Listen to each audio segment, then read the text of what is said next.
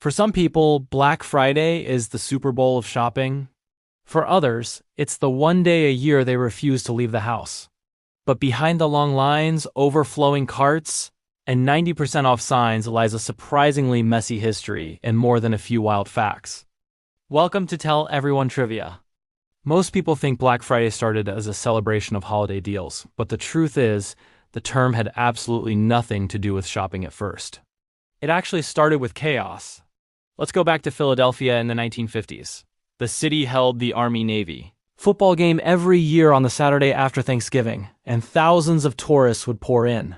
The day before the game, that Friday, became a total nightmare for local police.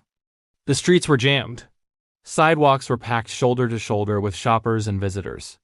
Traffic was gridlocked for hours, and shoplifters took full advantage of the overwhelmed store staff. Philadelphia police officers, exhausted and frustrated, started calling this day Black Friday, not because stores were making money, but because they absolutely dreaded it. It was the one day they knew they wouldn't get any time off. The name spread among locals, newspapers picked it up, and soon Black Friday was just what everyone called it. Retailers hated this. They thought it sounded negative and gloomy, the complete opposite of what they wanted shoppers to feel.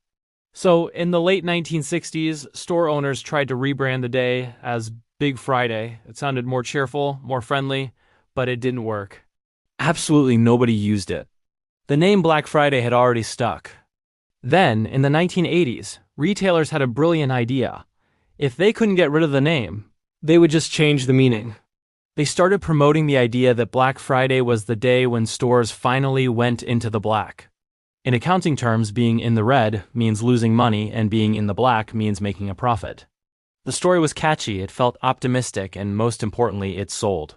Even though it wasn't historically true, it became the official origin story for the shopping holiday we know today. Once that news story caught on, stores turned Black Friday into a full-on spectacle. The first doorbuster deals appeared, and people literally busted down doors trying to get inside. News channels began airing footage of massive crowds waiting outside in the dark, clutching coffee cups and ads circled in Sharpie. By the 2000s, Black Friday had become a cultural event. People camped outside stores overnight with tents, sleeping bags, and even generators. It became as much a social gathering as a shopping day. Then came 2011, the year things got really competitive. One major retailer opened its sale at 10 p.m. on Thanksgiving night. Others couldn't risk being left behind, so they started opening at 9, 8, even 6 p.m. Suddenly, Black Friday wasn't just a day anymore, it was a takeover of Thanksgiving evening. But while shoppers swarmed physical stores, something else was quietly happening in the background. Online shopping was exploding. Fast forward to today, and the shift is dramatic. Millions of Americans now shop on Black Friday without ever leaving the couch. Cyber Monday became its own massive event. Together, that 4-day weekend brings in tens of billions of dollars every year. And here's the twist most people don't know. Black Friday is spreading globally. Countries like Canada, the UK, Brazil, and Germany now run Black Friday sales, some even bigger than the US versions. Even in places that don't celebrate Thanksgiving, stores adopted the event because its marketing power is just too big to ignore.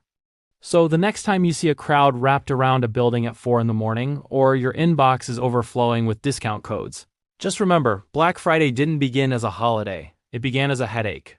It grew through clever marketing, and today it's one of the most powerful shopping traditions on the planet. Thanks for watching. If you want more fun history, weird trivia, and surprising stories, make sure you hit like and subscribe.